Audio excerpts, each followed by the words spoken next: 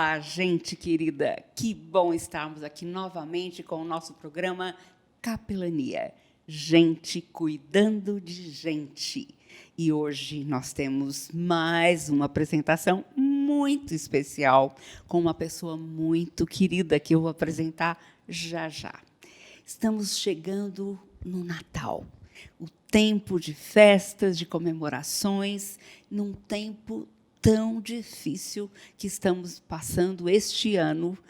Nós temos que ter esperança em algo mais do que a festa, do que a bebida, do que a troca de presentes, mesmo do que uma reunião de família. Esperança em alguém que nos dê sentido à vida, que nos faça sorrir apesar das situações mais difíceis.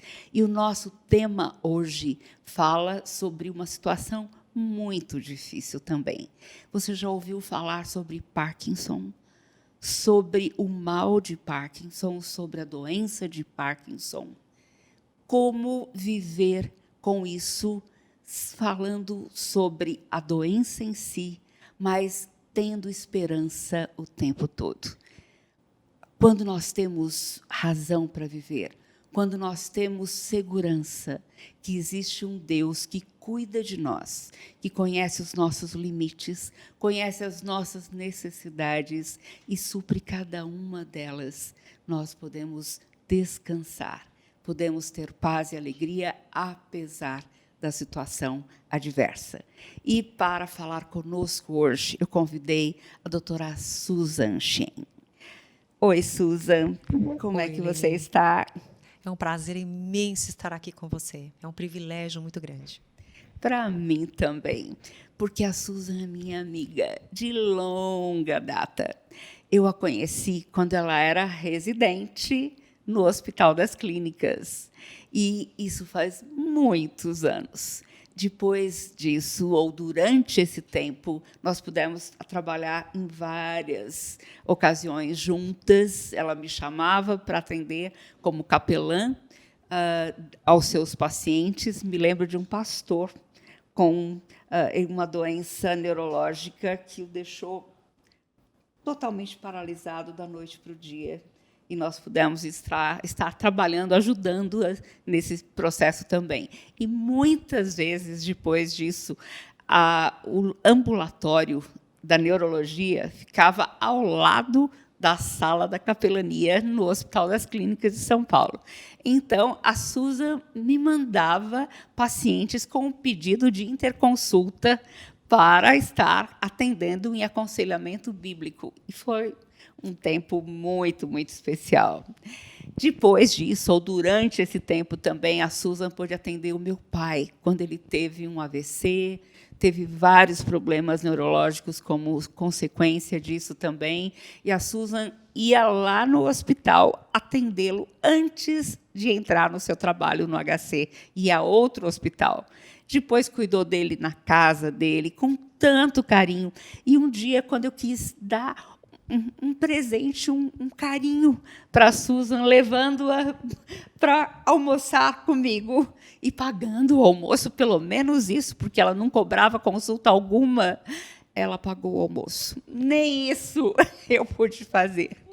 Depois ela cuidou do meu maridão e tem cuidado dele até agora. E é um carinho enorme que eu tenho pela Susan, que meu marido e eu temos por ela, toda a nossa família. Ela é muito bem-vinda no nosso programa. E hoje ela vai estar falando sobre sem o mal. Mas como é isso? Susan, que negócio é esse? É mal de Parkinson ou não é? Eleni, depois dessa introdução, muito obrigada, o prazer é todo meu. E eu preciso esclarecer uma coisa para a audiência, senão eles vão ficar um pouco perdidos. Eu sou que nem o Branco Dinamite. Susan é o meu nome de guerra. Quando eu cheguei no Brasil, era muito difícil guardar o meu nome. Então, na verdade, o meu nome é Shen Sin Fen. E quanto à sua pergunta sobre o mal de Parkinson, tenho 3 horas para falar hoje, né? Uau! Ótimo, perfeito. Então, estamos em casa, vamos lá. Não, brincadeirinha.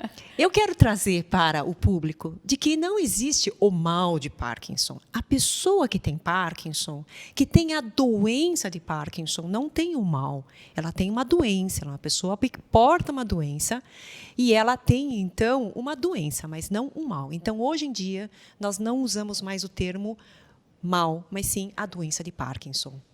Que bom saber disso, Susan. Muito bom.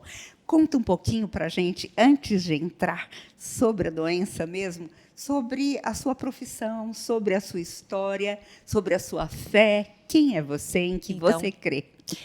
Eu cresci num lar misto. Meu pai era budista e minha mãe era filha de uma pessoa que, em Taiwan, converteu ao cristianismo. Então, meu avô foi a primeira geração, metade dos filhos ainda eram budistas e metade viraram cristão, graças à evangelização que as igrejas de Canadá e da Inglaterra foram fazer a evangelização de Taiwan. Eu cresci na igreja presbiteriana e, como meu pai não era cristão, minha mãe não me batizou de criança. E então, com 13 anos, mais ou menos, eu me batizei e cresci na igreja presbiteriana de comunidade taiwanesa. Uhum. E eu brincava que eu era um espião secreto de Deus. Mas essa crise acabou quando eu terminei a minha faculdade de medicina. E eu tive uma crise na minha fé e voltei forte. E o livro que me ajudou muito foi o livro de Philip Yancey, que diz que é o livro que, para aqueles que não conhecem, né, que é o que desesperado ou frustrado com Deus, etc. E aí foi nessa época que, na minha residência de neurologia, a minha volta a Cristo, não que nunca deixei de ir para a igreja, conheci você. E era muito engraçado, porque, como neurologistas, nós tínhamos um papel amarelo de encaminhamento no Hospital das Clínicas. E as doenças vinham com as pessoas. Por nossa ética, a gente não pode ficar muito abordando assuntos cristãos. Então, a Eleni tinha uma salinha, mas salinha mesmo, minúscula, do lado do ambulatório de neurologia. Aí eu falava, sabe, o senhor não precisa ir até a psiquiatria. Eu vou te dar esse papel amarelo, está escrito assim, capelania, é na porta ao lado. Então, eles saíam do meu ambulatório e iam para a porta ao lado. E tinha um tratamento muito melhor, com certeza. Eu me lembro de uma paciente que você encaminhou, que ela estava tendo várias convulsões e estava sendo tratada como epilepsia. Mas você encaminhou essa paciente para mim, eu falei, meu Deus, o que eu vou fazer com ela? E escutando a história de vida dela, todo o trauma que ela passou, a gente acabou descobrindo que era um problema de estresse. E falta de perdão. Falta de perdão. Uhum. E aquela paciente pôde aceitar Cristo como Salvador. E foi curada. Então, quão formosos são os pés daqueles que levam o Evangelho, né? Amém. Eu não podia, mas eu sabia que você poderia fazer Amém. isso livremente, sem problemas éticos, né? Que às vezes a gente enfrenta. É verdade. Eu quero anunciar o seu currículo aqui, que eu não contei para o pessoal antes. Doutora Susan Shen, ela é médica neurologista, mestre e doutora em ciências pelo Departamento de Neurologia da Faculdade de Medicina da USP e área de subespecialização em doença de Parkinson e distúrbios do movimento. Susan, conta para a gente, doença de Parkinson é alguma coisa genética? Perfeito. Então, vamos começar falando sobre o que é a doença de Parkinson.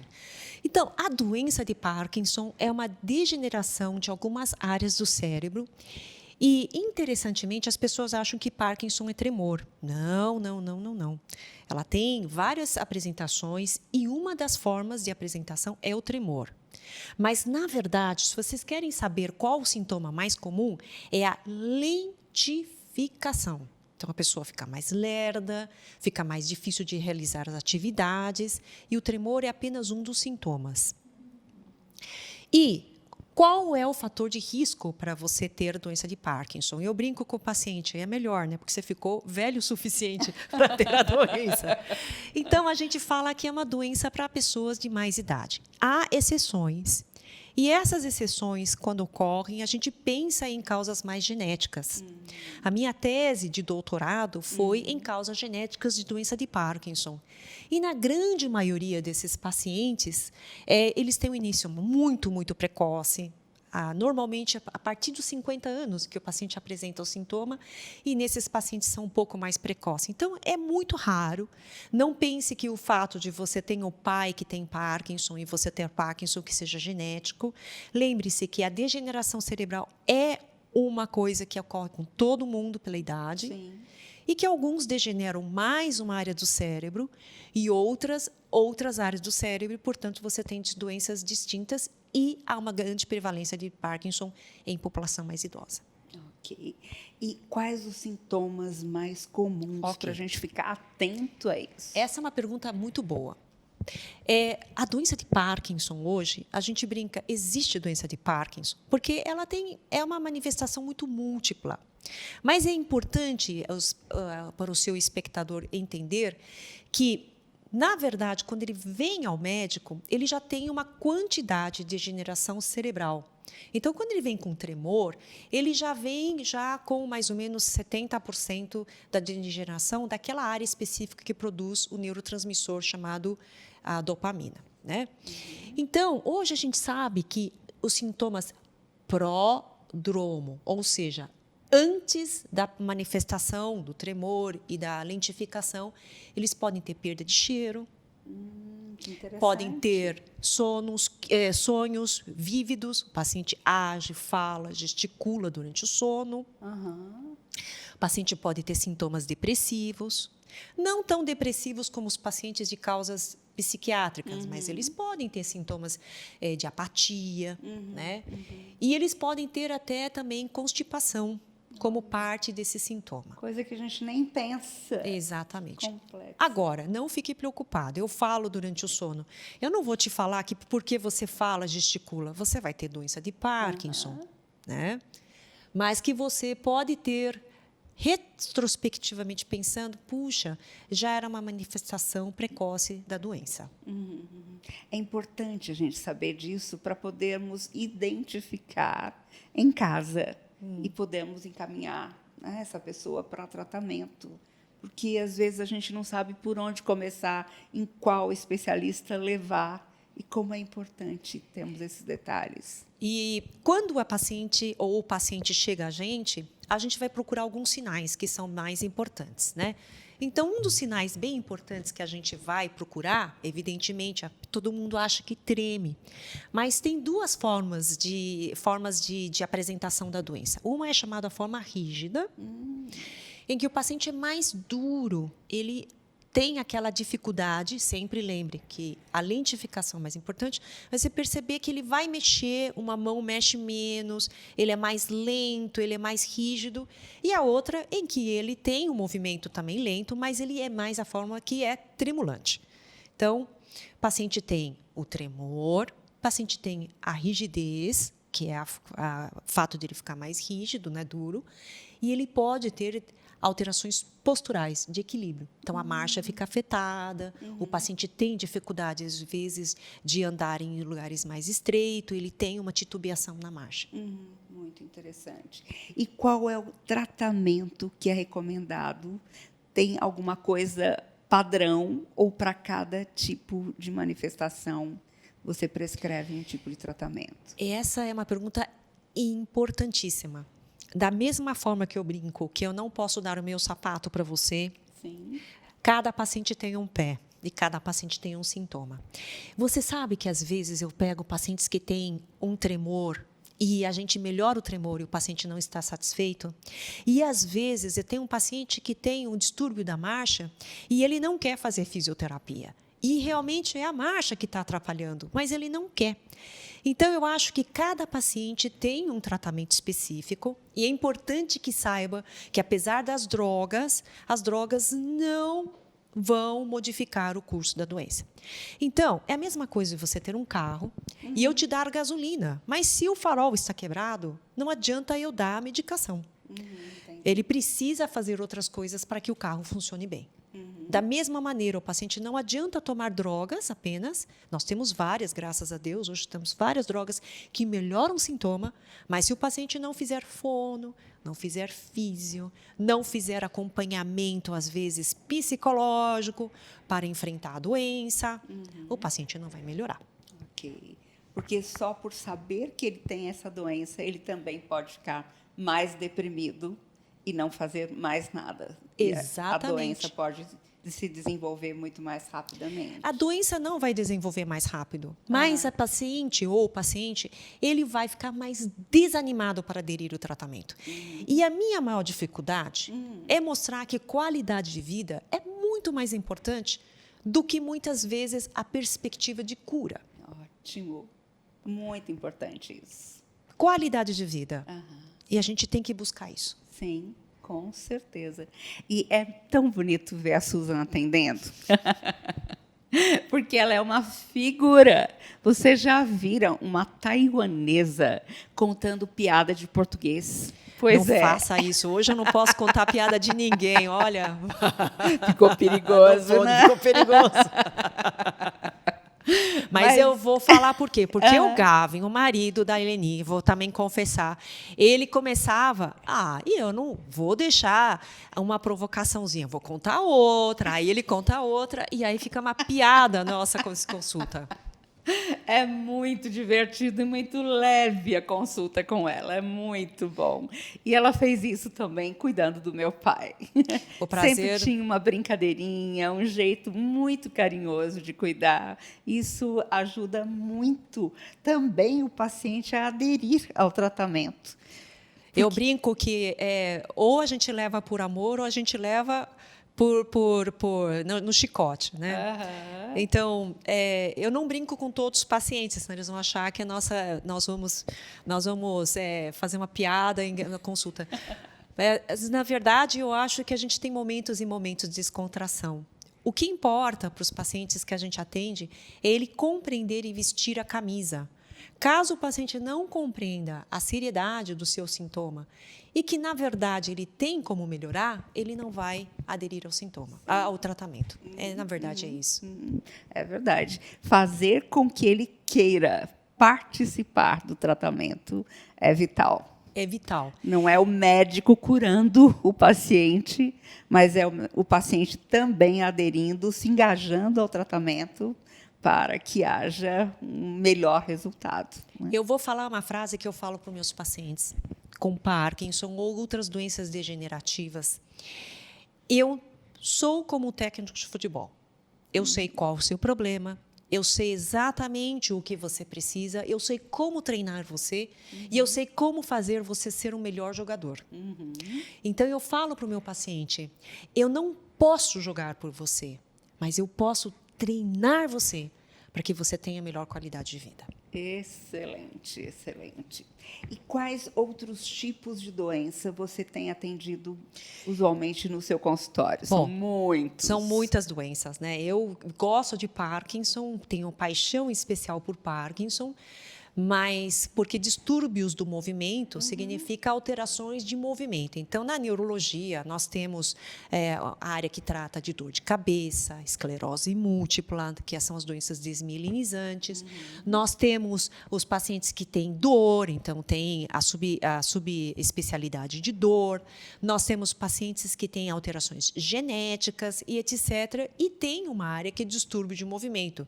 Como o Parkinson tem muito tremor, tremor é um componente muito importante da doença de Parkinson, então eu acabo vendo muitas doenças relacionadas ao movimento.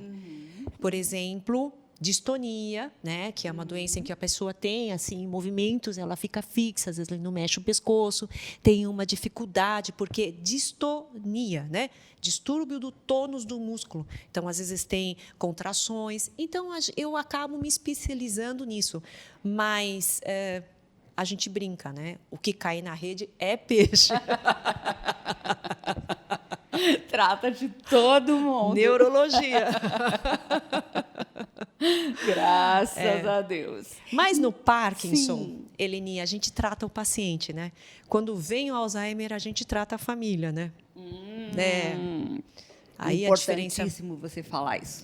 Porque você tem dado aula nos nossos cursos de capelania nível 2 também, onde nós estamos preparando o pessoal para ser capelão.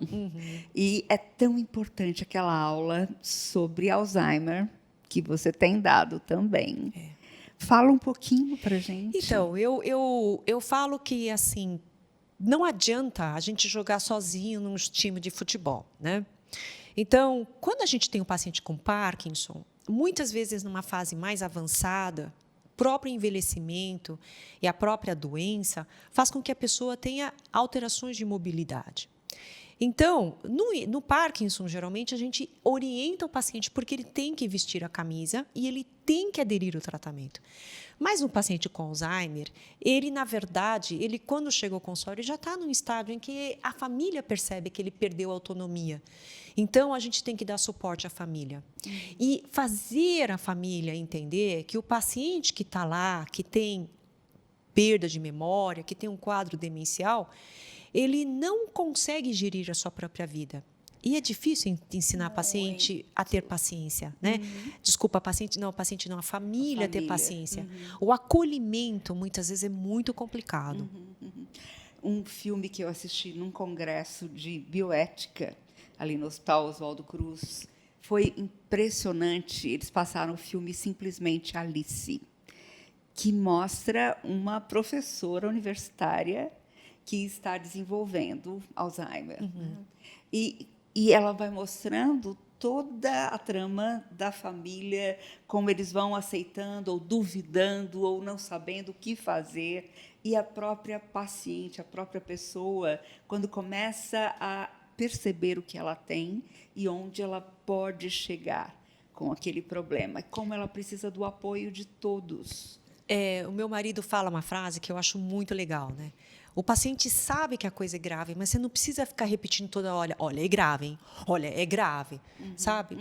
A família, às vezes, esquece disso, né? Então, a gente tem que orientar, porque a pessoa já percebe que ela está tendo uma perda de memória, que ela tem essa dificuldade. Então, a gente tem que ensinar a família a ter jeitinho de falar com o paciente. E eu entendo que isso é muito difícil. Então, da mesma forma, alguns pacientes com doença de Parkinson, pela idade, por exemplo, o paciente começa a ter Parkinson com 60, eles têm a possibilidade de desenvolver ambas as doenças, Parkinson e Alzheimer. Muito por conta da degeneração cerebral da idade. Então, a gente tem que saber acolher a família. Então, eu quero dar uma mensagem para os cuidadores. Eu, quando falo com o paciente, eu também falo com os cuidadores, eu entendo do cuidador, porque às vezes a gente brinca, né? Morre o cuidador de estresse e o paciente está lá, porque a gente tem que entender o papel de cada um no tratamento da doença de Parkinson. É verdade. A família, às vezes, se esgota no tratamento da pessoa, no cuidado da pessoa. Eu escrevi um livro chamado Um Dia de Cada Vez, orientando a família e outro cuidando de quem cuida também pela Sociedade Bíblica, mas realmente cuidando do cuidador familiar. Porque, às vezes, uma pessoa, que normalmente é a filha ou a esposa ou a sogra, assume sozinha todo aquele cuidado. E o resto da família descansa, nem aparece, nem telefona, para não ser chamado para cuidar ou revezar um dia, um fim de semana para cuidar da pessoa. E é uma sobrecarga muito grande. Me lembro eu trabalho bastante na unidade de cuidados paliativos, e eu me lembro de uma senhora de 94 anos cuidando da irmã de 97, só as duas. E aquela senhorinha estava com band-aid em várias partes da perna. E uma das médicas da equipe perguntou: o que é isso? São umas batidinhas ou uns machucadinhos que vão surgindo, mas eu não tenho tempo para cuidar de mim. Eu tenho que cuidar da minha irmã. Então, como o cuidador precisa ser orientado, como a família precisa ser orientada para esse revezamento, para esse suporte. Quem não pode estar na linha de frente pode pagar, né, alguém que possa estar também para tirar o peso maior daquele que está lá todos os dias. Porque horário de banho, de curativo, de medicação, e muitas medicações, é não dormir a noite inteira, é banho, é troca de lençóis frequentes, às vezes, quando o paciente já está acamado, no estado mais avançado, né? E é muito desgastante. Então, o que eu quero desafiar, e eu acho isso muito legal, né? Campanha para câncer infantil, a doação, né? Todo mundo doa. Uhum. E aí alguém que uma vez brincou com a gente, que falando, você quer fazer sucesso, faça filme com cachorro bonitinho e criança, né? Uhum. E nós estamos esquecendo que a nossa população está envelhecendo. É verdade. Um dia nós estaremos lá. Uhum. Então, eu quero desafiar as igrejas, em vez de apenas ajudar o orfanato, a ajudar, pelo amor de Deus, não deixam de ajudar. Uhum. Mas eu acho que a gente tem que começar a olhar o idoso. O idoso que está sozinho na sua casa. Às vezes, o jovem pode fazer uma ligação. E aí, como a senhora está? Conta a sua semana. Adote uma pessoa idosa. Essa é a minha campanha. Lindo, ótimo. E de quantas formas a igreja pode ajudar? Mesmo indo buscar esse idoso para a igreja. Para a igreja. Quando a pandemia acabar. Aham, sim, não é agora. Mas daqui para frente, né, quando tivermos vacina e a coisa estiver sob controle, ir buscar alguém, além de telefonar durante a semana, ver o que a pessoa precisa, e como isso é um jeito de demonstrar carinho, afeição, mostrar que a vida dele continua sendo importante, continua tendo valor. E vamos ajudar de uma maneira prática, não simplesmente fazendo um culto para os idosos e quem conseguir chegar lá, que apareça. E, às vezes, ele não sabe nem sequer ligar o computador para assistir a live ou o YouTube para poder ver a transmissão da igreja. Né? É verdade. Complicado. Né? Fica totalmente isolado. Tanto sozinho. Quanto a parte social, quanto também a parte da fé, né? Porque não consegue ouvir a pregação. Sim, sim. Sabe que nós temos um curso chamado Curso Breve de Visitação, onde nós treinamos as igrejas para irem ao cuidado, ao encontro das pessoas que estão enfermas em suas casas e cuidarem espiritualmente, observarem as necessidades do cuidador, orientar esse cuidador e fazer da sua igreja um local de acolhimento. Então, nós treinamos as igrejas, primeiro, para cuidarem dos membros da sua própria igreja, para serem suporte para o pastor, porque o pastor consegue fazer uma visita por mês e olhe lá, porque é muita coisa. Mas, se tiver uma equipe em cada igreja, tem um trabalho contínuo, um atendimento contínuo. E isso é muito bom. Maravilhoso. Uma das nossas alunas de uma cidade do interior de Minas conseguiu mobilizar a igreja toda, que tinha muitos idosos, para revezamento até durante a internação. Porque uma pessoa só da família que dorme durante meses no hospital. E ela para de viver, né? Mas quando existem outras pessoas que podem se revezar com ela, isso ajuda demais. Eleni, então, é o segundo desafio. Adote uma pessoa idosa. A segunda é ofereça esse serviço de capelania para os home cares. Porque os home cares vão para esse paciente que está numa fase final, por exemplo, de uma doença degenerativa. Muitos parkinsonianos precisam de ajuda, que eles têm dificuldade de locomoção. Quem sabe, se alguma home care cristã parceira queira, possa trabalhar com você. Você chegar para um paciente e falar, olha, qual que é a sua perspectiva e o que você espera para o porvir? Não é uma forma maravilhosa de você abordar a vida futura, esperança, né? Que, por sinal, é o tema da nossa conversa hoje. Esperança no Parkinson. É verdade, é verdade. Precioso. Vamos entrar no nosso tema principal. Vamos já. Mas, Susan, fala um pouquinho só mais sobre isso no ponto de vista científico. Ok. Existe cirurgia para o Parkinson? Qual o tratamento farmacológico que é oferecido? Ok. Então, vamos lá. Uma vez que a gente faz o diagnóstico, porque nós temos que primeiro ter certeza que nós estamos frente à doença de Parkinson, o fato de ele ter lentificação, o fato de ele ter tremor, muitas vezes ele não tem um Parkinson, ele tem uma doença parkinsonismo atípico, ou seja, tem várias doenças que parecem ser Parkinson, mas não são. Uma vez descartada, a doença é uma doença degenerativa, mas assim que eu falo para os meus pacientes, também eu estou degenerando. Meu cabelo está ficando branco. Todos nós. Né? Daqui a pouco vamos ter dor articular. Então, é uma degeneração de uma evolução muito lenta. Então, nós temos que, primeiro, mais importante de tudo, atividade física. Eu sei que as pessoas odeiam, mas prova-se hoje que a atividade física ajuda o paciente com doença de Parkinson, não importa em que estágio de doença que ele está. Nós temos que auxiliar em fono, porque o paciente tem dificuldade de fala, a voz vai ficando baixinha, ninguém entende. E isso ajuda também a não engasgar e ter pneumonia por aspiração. Olha, que interessante. Temos que ensinar fisioterapia, porque o paciente precisa aprender a ter postura e também a equilíbrio, para evitar quedas, que nessa idade, pacientes mais idosos, são muito, muito importantes. E nós temos que dar suporte emocional.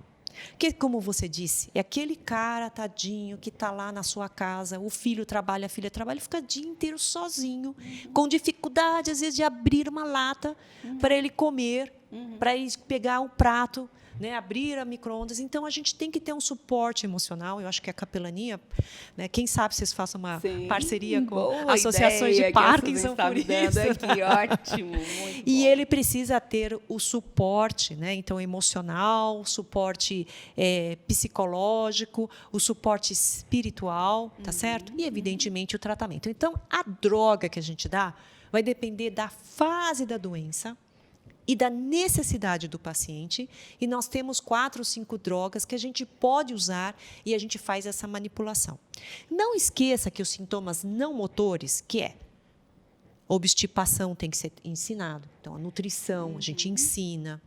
O paciente tem alterações, então, que a gente falou do cheiro. Então, o paladar muda, nós temos que ensinar com a nutricionista, ou nós temos que ajudar o paciente. O paciente tem sintomas apáticos, os pacientes têm sintomas, alterações do sono, então nós temos que abordar, porque senão ele dorme durante o dia, senta no sofá e dorme, tá certo? Porque não dormiu bem à noite. Né? E nós temos a opção terapêutica, que não é para todos. Em alguns casos, a gente pode mandar para a cirurgia. Por quê? Porque a cirurgia não cura. É importante entender que poucos pacientes são mandados para a cirurgia porque tem vários critérios que esse paciente tem que tomar e tem que preencher, e que a cirurgia ele apenas muda o curso terapêutico, mas não a evolução da doença. Ou seja, ele opera e a degeneração continua, tá certo? Então, eu brinco que você escolha muito bem seu neurocirurgião, porque você depois vai ter que ficar um tempo com essa pessoa para fazer o controle do marca-passo, que é colocado um marca-passo. Eu não sabia e aí como ele era. tem que controlar, e tem uma frequência muito grande de fazer controle depois disso, né? E que a cirurgia não é simplesmente fazer e ir embora. Ele tem que ter um acompanhamento. Então, não é uma indicação terapêutica para todos. Então, não fique desesperado. Eu não fui indicada para a cirurgia. Antes da volta, né? Porque a cirurgia já existia, agora volta, né? Da moda, de estar de novo na moda, as pessoas tratavam Parkinson sem a opção terapêutica cirúrgica. Ok. Deixa eu ler para você, Susan, 2 textos da Bíblia que você conhece muito bem. A Susan é membro da Igreja Presbiteriana de Nova Vida? Vida Nova. Vida Nova, eu sempre troco. Mas é uma nova vida de todo jeito. Com certeza. E eu tenho tido o prazer de todo ano ir lá, e dar tem uma sido mensagem. um prazer ouvir as suas mensagens, porque nós queremos sempre ser parceiros de vocês. São parceiros preciosíssimos, parceiros da capelania também. Deixa eu ler para vocês um texto em Provérbios. Quero ler 2 versículos. Provérbios 17, 22 diz assim: o coração alegre é bom remédio, mas o espírito abatido faz secar os ossos. E o outro está em 18, versículo 14. O espírito firme sustenta a pessoa na sua doença, mas o espírito abatido, quem o pode suportar?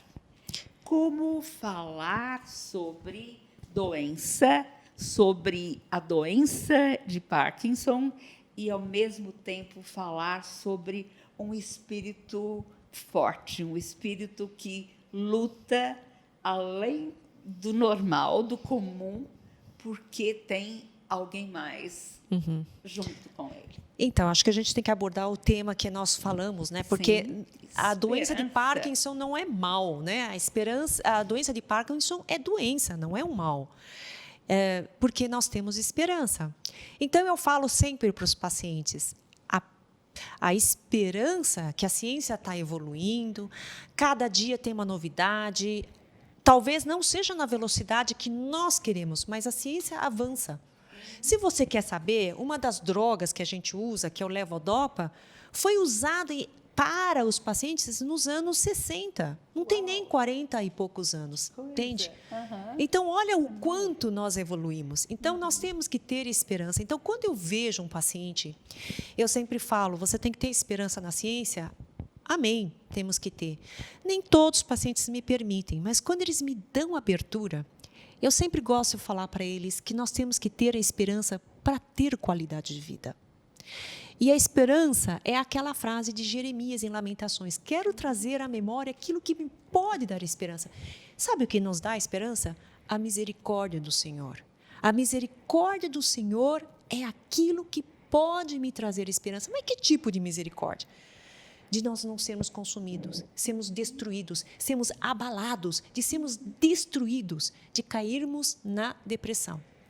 Isso é importante porque o grande Viktor Frankl, que foi um psiquiatra que foi levado para o campo de concentração, ele percebeu que os pacientes que não tinham esperança, o espírito alegre, que aformoseia o rosto, que era constrito, que era abalado, ele morria mais fácil e sucumbia. É verdade. Mas aqueles que tinham esperança, que tinham sentido de vida, eles conseguiam lutar.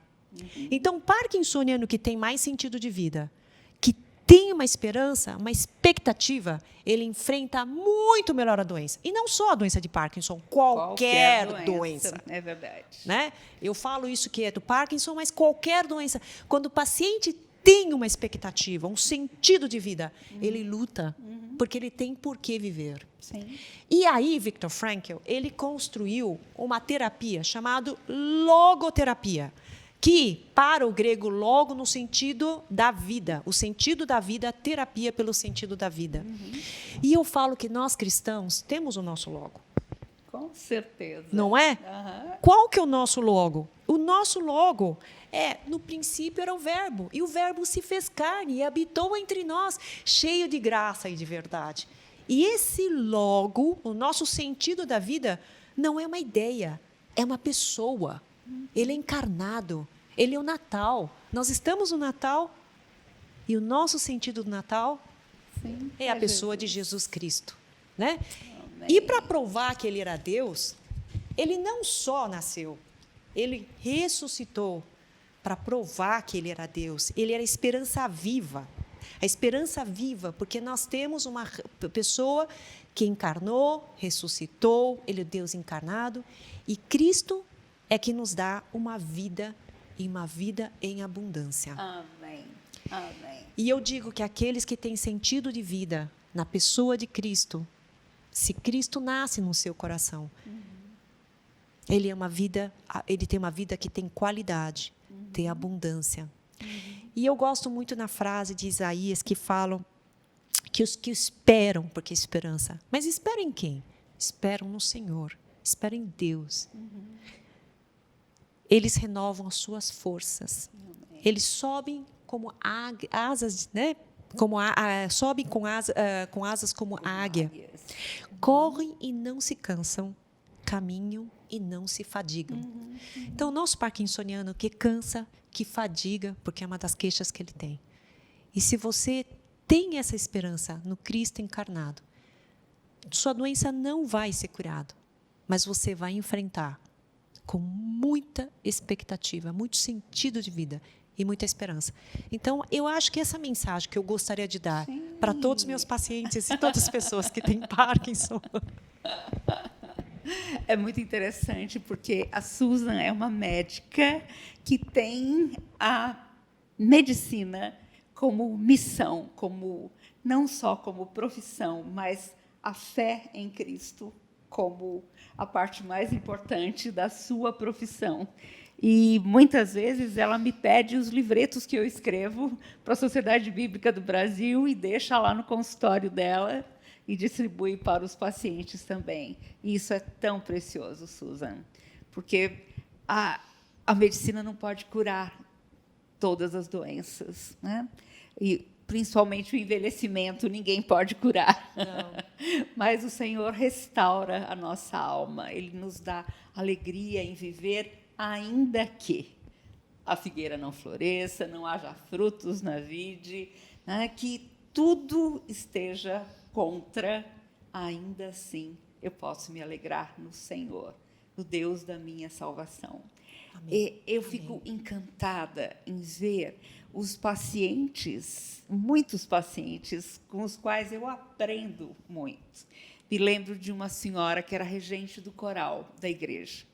E eu entrei no quarto dela, ali em cuidados paliativos, e ela estava fazendo tricô, ou outro dia fazendo crochê, biquinhos, sapatinhos de nenê e tal. Eu falei, como a senhora está trabalhando tanto? E eu voltei para olhar o prontuário dela, para ver se ela realmente estava no lugar certo, se era uma paciente em final de vida. Mas era isso mesmo. E ela falou assim, é que eu estou fazendo um enxoval para o filhinho do meu pastor, que vai nascer logo, e eu quero deixar para ele. E quando eu ouvi deixar para ele, ela falou, então, é que eu estou nos meus últimas semanas de vida, mas eu quero deixar alguma coisa muito importante. E ela foi me contando da história dela, que ela era regente do coral da igreja, que ela estava sentindo muita falta, porque aquele era o dia da semana que ela costumava estar ensaiando aquele coral, mas que agora o filho estava fazendo isso no lugar dela. E foi muito interessante, porque tocou o telefone, naquela hora ela pediu licença para atender, era o filho. E ele pôs o coral dela para cantar naquele momento. E ela ficou tão feliz, mas tão feliz. E era muito interessante, porque cada profissional da saúde que entrava ali, naquele quarto, saía abençoado. Porque ela estava ali, mas não como uma coitada, uma pobre coitada. Até o fim, até os últimos dias, ela deu fruto. Ela glorificou o nome do Senhor. Amém. Amém. Ela levou pessoas a conhecerem a Cristo como Salvador.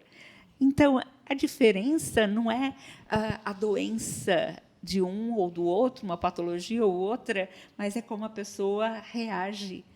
Essa esperança sobre a qual você falou, esse espírito forte que sustenta a pessoa na angústia, que mostra que, apesar da gente não entender, não ter todas as respostas, Deus não responde a todas as nossas perguntas e não nos cura quando nós pedimos ou por nossos méritos, não é por aí, mas Ele tem sempre um propósito e Ele nos ensina em meio à adversidade. Amém. E a gente pode ser bênção na vida de outros, mesmo nesses momentos. Quero te contar, Susan, quando eu fui chamada por Deus para a capelania hospitalar. Eu estava com 14 anos. Eu tinha acabado... Era ontem. Pois é, ontem. Tinha acabado de me converter através da Sati, uma querida nossa, né? Amiga. Muito amiga da APEC. Eu me converti através dela, mesmo tendo frequentado a igreja a vida toda, sendo filha, neta, bisneta de crentes, mas eu me converti na Palavra da Vida aos 13 anos, e aos 14 anos eu estava cantando no coral da minha igreja. E uma noite, próxima ao Natal, alguém chamou o coral para cantar na casa de uma pessoa da igreja, mas que não poderia estar lá no Natal. E nós fomos à noite. E aquilo me impactou demais, porque era um senhor nos últimos dias de vida. Ele tinha 40 e poucos anos. Sua esposa muito desgastada, sofrendo muito, mas ele com uma fé linda, linda. Nós cantamos para ele hinos de Natal ao redor da cama dele, e ele nos deu a mensagem de Natal, falando sobre o poder de Cristo na vida dele e como ele estava consolado, porque ele tinha certeza que ia fechar os olhos e estar com o Senhor eternamente, num corpo novo, perfeito, sem dor, sem mágoa. E eu olhei e falei, meu Deus, eu era adolescente. Falei, gente, é isso que eu quero, levar essa esperança para que as pessoas, mesmo no final de vida, possam ter essa paz que este homem irradia. Esse quarto ficou iluminado. Ele abençoou as nossas vidas. Nós não fizemos quase nada por ele. Como foi lindo, como foi especial. Obrigada por compartilhar. É muito bonita essa história.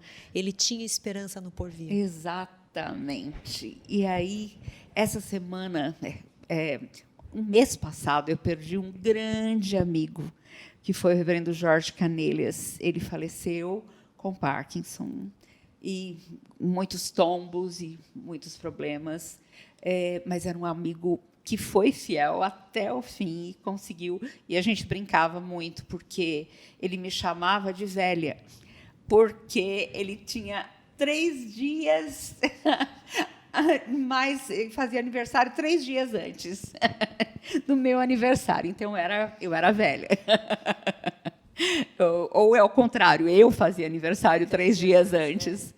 Mas uma pessoa preciosa, que deixou uma marca tremenda, sendo fiel até o último momento. Então, você vê que ele não era o reverendo com Parkinson. Ele era reverendo e que também tinha Parkinson. Exatamente. Eu acho que esta é a coisa que a gente tem que passar para as pessoas. É verdade. Que você é João, que você é Maria, e que você não tem o mal. Você tem uma doença como tem diabetes, etc. E ninguém te chama o diabético, ou parkinsoniano. Mas que você é João, que você é Maria, e que tem a doença. Exatamente. Tem uma identidade e definida por Deus. Amém. Né? Quem nos dá a identidade realmente é o Senhor. Que bom a gente poder pensar nisso.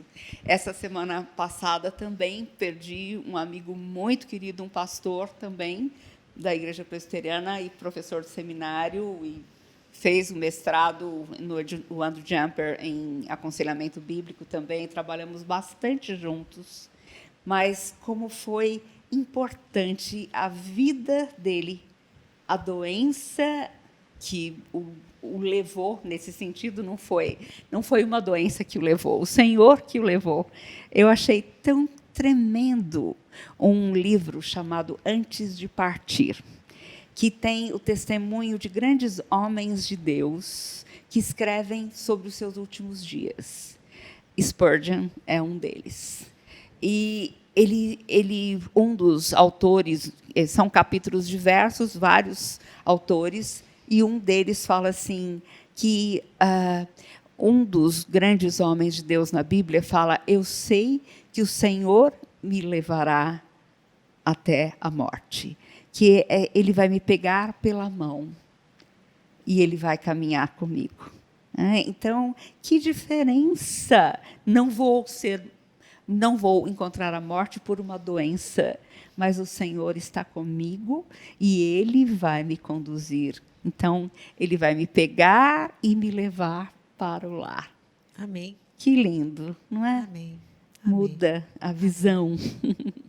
Susan, eu queria que você desse uma síntese de tudo isso para a gente, porque, infelizmente, estamos caminhando para o fim do nosso programa, mas você tem uns bons minutinhos para falar para a gente, mais um pouquinho. Então, eu espero que eu tenha conseguido falar para as pessoas que assistem que foram atraídos pelo tema de Parkinson, que quando eu falo esse diagnóstico, eu não falo com pesar, eu falo com a palavra esperança. Eu sei que para os que não são cristãos, a nossa esperança está naquilo que você falou, que nós falamos, na pessoa que encarnou, que ressuscitou. Nosso logo é a Jesus Cristo, que é a nossa verdade, o verbo, né?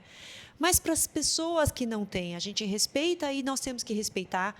O que eu quero dizer é que hoje a esperança não é apenas na ciência. Busca a ajuda psicológica, busca apoio também dos seus familiares, cuida dos seus que cuidam de você. Eu acho que isso foi muito bem falado, isso, né? E eu falo que medicação, lembre-se, não é o mais importante. Ele é uma das maneiras. É claro que sem medicação o paciente não melhora, claro, a gasolina precisa. Claro, precisa. Né? Mas eu quero que você pense que não despreze a esperança que a gente quer te trazer. É uma esperança diferente. É uma esperança que é viva. Ela não está num remédio. Ela não está numa cirurgia. Ela não está apenas em uma prescrição. Ela está numa pessoa que é viva, que te ama. É uma esperança que veio há 2000 anos atrás do Natal. E neste Natal,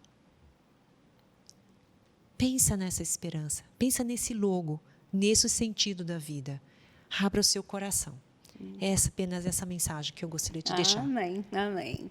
E, Susan, você falou uma coisa super importante também, mais uma coisa muito importante. É sobre a pessoa que está enferma poder cuidar de outros também, desempenhar ainda o seu papel dentro da medida que ela pode fazer isso. Porque muitas vezes a gente fala, não, coitado, ele está doente, ele não pode fazer nada, temos que poupá-lo, e ele fica isolado, inerte, e ele morre antes do tempo, pelo menos emocionalmente. Eu concordo isso porque, quando eu fiz a minha tese de mestrado, era em tiques. E eram pessoas que eram muito marginalizadas, porque eles tinham tiques, faziam trejeitos, gritavam, falavam, outros, né, faziam gestos obscenos. E eu criei lá naquele ambulatório do Hospital das Clínicas, numa sala, eu botava eles para fazer terapia em grupo. Então, o mais velho falava, quando aconteceu, eu só fazia isso. E o outro, eles foram ajudando a terapia em grupo. Então, paciente parkinsoniano, hoje, tem várias associações. Uma que eu amo de paixão é a Associação Brasil Parkinson. É uma entidade sem fins lucrativos, é uma associação de pacientes, você se associa. E lá, eles têm fisioterapia, eles têm terapia, mas eles também têm o quê? O convívio social. Porque o fato de eu ter Parkinson, eu já passei por isso. Agora, olha, esse calçado é melhor, isso é melhor. Esse compartilhar, né? Troca de experiência.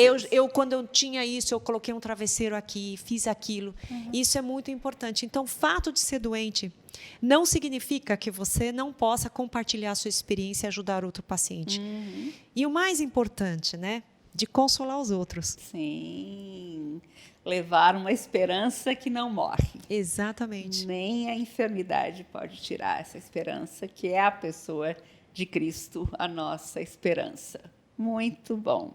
Susan, muito obrigada. Foi preciosíssimo esse tempo aqui juntas de novo. Estava com saudade de você e o tempo que a gente passou tão perto, né? Tão juntas ali, cuidando dos mesmos pacientes.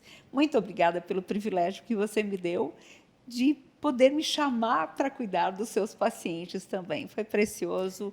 Tenho aprendido muito com você. Muito obrigada a você por esse privilégio de estar aqui, da nossa amizade. Há amigos mais chegados que irmãos. Muito obrigada, amiga. É verdade. Muito obrigada. Obrigadíssima, amiga. Deus te abençoe muito. E o seu ministério na medicina também. Obrigadíssimo.